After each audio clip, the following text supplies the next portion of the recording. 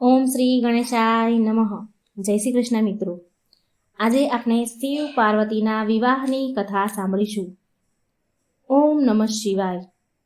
સર્વ મંગલ માંગલ્યે શ્રીવે સર્વાણી સાધિકે શરણ્યે ત્રંબકે ગૌરી નારાયણી નમસ્તુતે.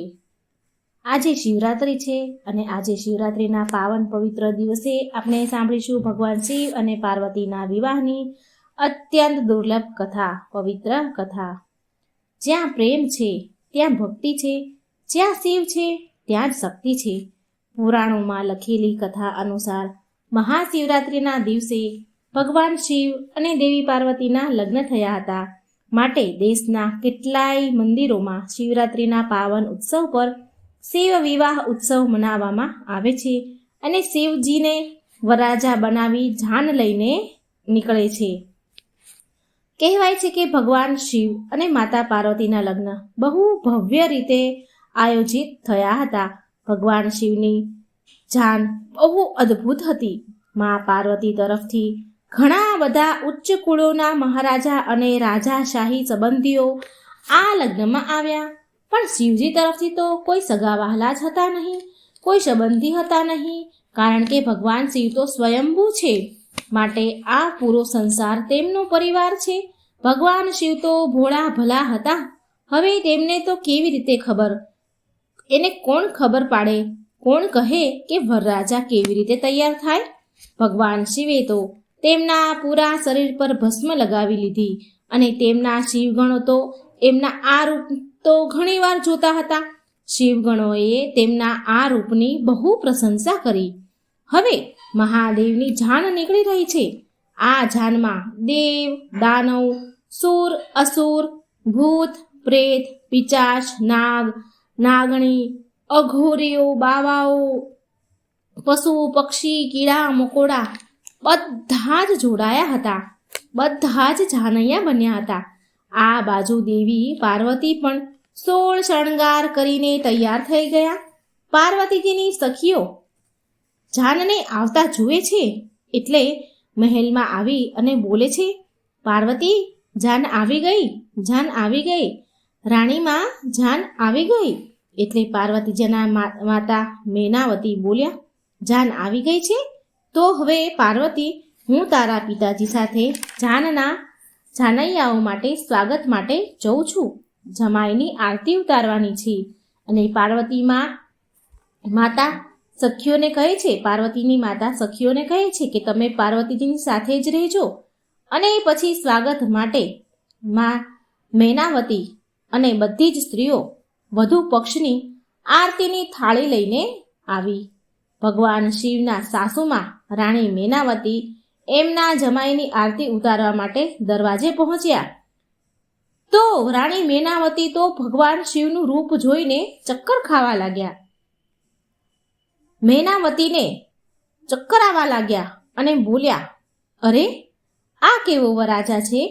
મારી ફૂલ જેવી દીકરી માટે ભસ્મ ધારીને જોઈને હું ડરના મારે ધ્રુજી રહી છું.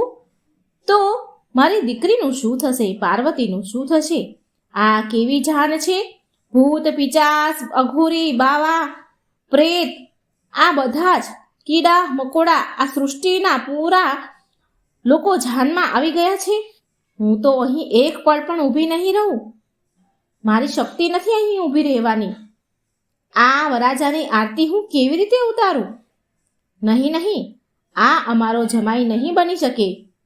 હું મારા પુત્રીના લગ્ન આની સાથે નહીં કરાવું. મારી પુત્રીનો વરરાજો આવો ન હોઈ શકે. હવે શિવજી તો એમની લીલા બતાવી રહ્યા હતા અને નાગે તો ફૂફાડા મારવાનું ચાલુ કર્યું. તેવામાં તો મેનાવતી ત્યાં જ બેભાન થઈને નીચે પડી ગયા. પછી મેનાવતીને તેના ઘરના સભ્યો ઉઠાવીને તેના કક્ષમાં સુવડાવે છે. અને દેવી પાર્વતી તો આ બધું જોઈને ગભરાઈ ગયા. થોડી વાર પછી મેનાવતીને ભાન આવ્યું. તે ભાનમાં આવ્યા અને બહુ ક્રોધે ભરાણા, ગુસ્સે થયા. દેવી પાર્વતીને કહે છે કે શિવજી સાથે લગ્ન કરવાની ના પાડે છે. મેનાવતી કહે છે, નહીં નહીં પાર્વતી, આ લગ્ન હું નહીં થવા દઉં. પાર્વતી, તું નથી જાણતી શિવ કેટલું જોરદાર, કેટલું અદ્ભુત સ્વરૂપ કરીને આવ્યા છે. શિવજીનું રૂપ જોઈને જ્યારે હું ડરી ગઈ, થરથર કાપવા લાગી, તો પછી તારે તો વિવાહના બંધનમાં બંધાવાનું છે. તેમનું આવું અદ્ભુત રૂપ જોઈને હું ડરી ગઈ છું. તો તું શિવ સાથે કેવી રીતે રહી શકીશ? અરે, શિવજી તો વરાજા બનીને નથી આવ્યા, એ તો ભસ્મધારી બધાના ભૂત પ્રેત પિચાસ અઘોરીને લઈને આવ્યા છે. હું આરતી ઉતારવા નહીં જાઉં. આ સાંભળી હિમ નરેશ પાર્વતીના પિતા કહે છે, અરે રાણી મેનાવતી, એકવાર આપણે આપણી પુત્રીની વાત પણ સાંભળવી જોઈએ. એનો શું વિચાર છે? એ શું કહેવા માંગે છે? જાનવાળા બધા આપણી વાટ જોઈ રહ્યા છે. એટલે પાર્વતીજી બોલ્યા, માં, પિતાશ્રી, તમે ચિંતા ન કરો. હું મહાદેવને સમજાવું છું. બસ મને એકવાર મહાદેવને મળવાની આજ્ઞા આપો. હું એને મળવા માંગુ છું.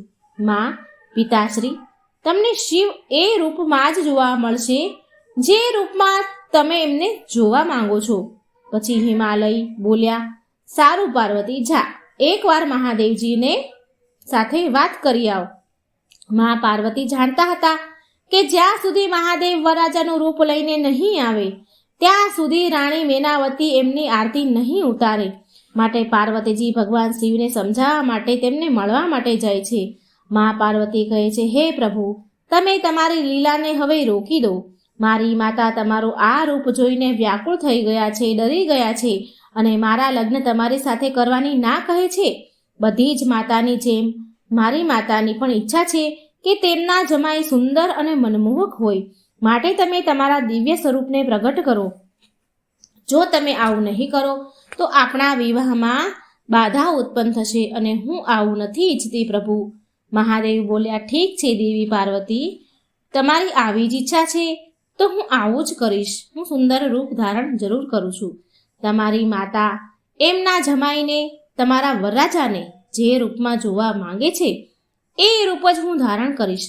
દેવી પાર્વતીની મનોદશા સમજીને ભગવાન શિવજીએ એમની લીલાને રોકી દીધી અને ભગવાન શિવ તેમના ચંદ્રમૌલી રૂપ ધારણ કરીને બધાનું મન મોહી લીધું.